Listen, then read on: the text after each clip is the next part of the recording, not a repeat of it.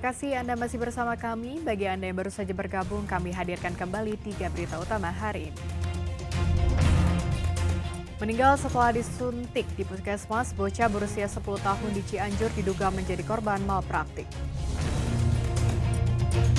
Puluhan ribu pelanggan PDAM di Kabupaten Tasikmalaya kesulitan mendapatkan air bersih lantaran jalur pipa patah akibat tertimpa tebing longsor.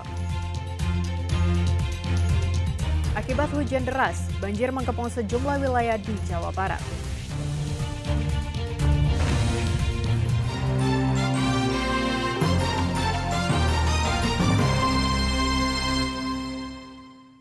Hujan deras yang mengguyur sebagian wilayah Jawa Barat sempat menimbulkan banjir di sejumlah titik, di antaranya Kabupaten Ciamis, Tasikmalaya, Sumedang, Kuningan, hingga Kabupaten Cirebon. Ini bukan danau, melainkan pemakaman umum di Kampung Panoongan, Desa Kertaharja, Panumbangan, Ciamis yang terendam banjir. Kondisi seperti ini sering terjadi saat hujan deras turun. Air yang merendam area pemakaman berasal dari luapan Sungai Citandui yang tidak bisa menampung debit air. Mana Pak? Awalnya dari Kali Citandui, Sungai Citandui. Ini tiap banjir atau Pak? Tiap banjir. Sekarang mah lagi besar, kemarin minggu kemarin katanya beda setengah meter Mas. Sekarang Setengah meter. Waduh, lebih daripada kemarin. Luapan Sungai Citandui tidak hanya merendam ribuan makam, namun juga permukiman warga. Setidaknya 200 rumah warga terendam banjir. Meski banjir merendam rumah, namun warga memilih bertahan untuk menjaga barang-barang berharga. Desa Tanjung Sari di Kecamatan Sukaresi, Kabupaten Tasikmalaya terendam banjir karena hujan deras di hulu Sungai Cikidang dan Citandui. Karena posisi perkampungan berada di bawah sungai, tercatat sudah ada 1.500 keluarga terdampak banjir. Sebagian warga mengungsi ke kantor desa, terutama manula dan yang sakit.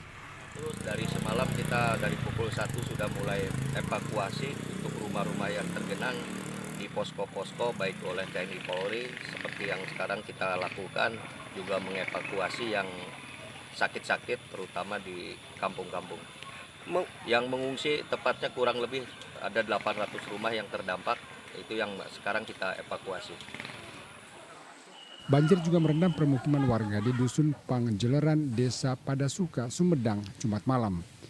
Banjir disebabkan meluapnya Sungai Ciples serta hujan dengan intensitas tinggi selama 3 jam. Menurut data dari BPBD, 24 rumah serta 1 masjid terendam banjir. Namun banjir tidak berlangsung lama. Banjir terjadi di 22 titik di 16 desa di 11 kecamatan di Kabupaten Kuningan Kamis malam. Banjir salah satunya terjadi di Desa Kananga, Kecamatan Cimahi, di mana ketinggian air mencapai 1 meter. Meski begitu, pada Jumat pagi air berangsur surut. Ribuan rumah warga di 5 desa yang tersebar di 5 kecamatan di Kabupaten Cirebon terendam banjir. Air luapan dari Sungai Cisanggarung dengan cepat masuk rumah warga sehingga sebagian warga tidak dapat menyelamatkan harta bendanya. Sebab saat banjir terjadi, banyak warga yang masih tertidur lelap. Beberapa wilayah yang terdampak yakni Desa Cilengkrang Induk dan Cilengkrang Girang di Kecamatan Paseleman, Desa Sukadana dan Desa Ciledug Wetan di Kecamatan Ciledug, Desa Jati Seeng di Kecamatan Pabuaran. Tim Liputan melaporkan. Puluhan ribu pelanggan di daerah Luisari, Kabupaten Tasikmalaya mengalami kekeringan air lantaran jalur PDAM putus akibat tergerus tebing longsor. Tebing longsor akibat diguyur hujan lebat selama 2 hari. Tebing setinggi 25 meter di kawasan Luisari, Kabupaten Tasikmalaya longsor hari Sabtu. Tebing longsor terjadi setelah kawasan Luisari diguyur hujan lebat selama 2 hari. Akibatnya pipa PDAM patah karena tergerus dan tertimpa material longsor. Sedikitnya 30.000 pelanggan kekeringan air bersih lantaran jalur pipa PDAM terputus. Petugas PDAM langsung turun dengan menyambung kembali pipa yang patah. Namun proses pengerjaan tidak mudah karena petugas was-was dengan longsor susulan. Proses perbaikan dihentikan sementara menunggu cuaca membaik. Kita secepatnya sehari atau paling telat 2 hari lah dalam perbaikannya. Kemudian melihat cuaca, jadi kan tebingnya masih rawan ya? Iya, rawan ya, masih labil.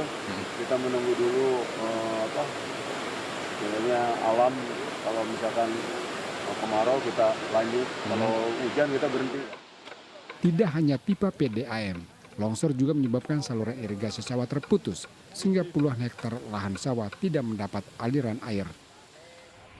Masih dari Kabupaten Tasikmalaya, sejumlah rumah rusak bahkan terbawa material tebing longsor setinggi 50 meter di desa Cibahayu di Kecamatan Kadipaten. Beruntung penghuni sudah mengungsi ke rumah tetangga sehingga tidak jatuh korban jiwa. Warga menutup lokasi dengan terpal untuk mengantisipasi longsor susulan. Yang kena dampak ada 5 rumah, Mas. Ada korban jiwa nggak ada, Pak?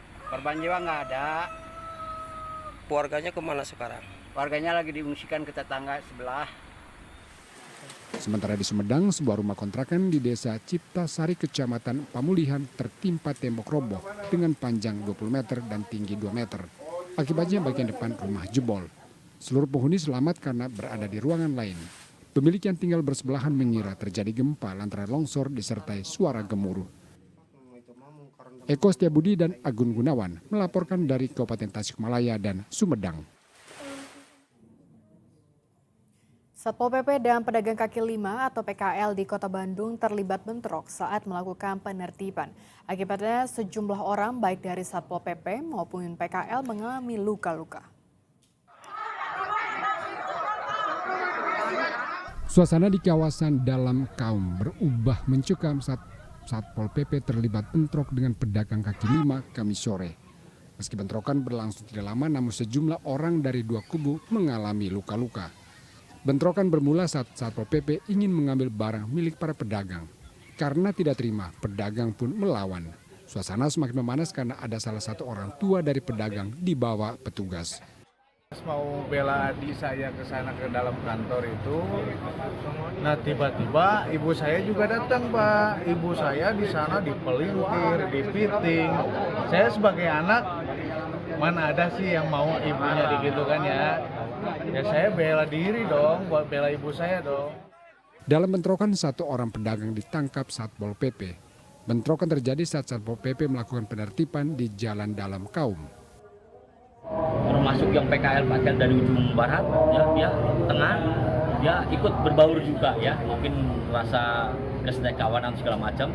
Akhirnya terjadilah di situ dorong mendorong, ya mungkin juga terjadi pukul memukul ya, karena tidak terkendali Pak, gangnya sempit, yang masuk banyak, ada Pedagang kaki lima dan Satpol PP akan melaporkan peristiwa ini ke pihak kepolisian karena adanya korban yang terluka dari kedua belah pihak. Muhammad Rizal melaporkan dari Kota Bandung. Jangan biarkan anak Anda membawa ponsel saat pergi ke sekolah, apalagi masih sekolah dasar.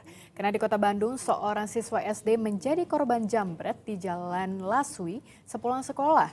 Modus pelaku meminta tolong kepada korban untuk menelepon keluarga.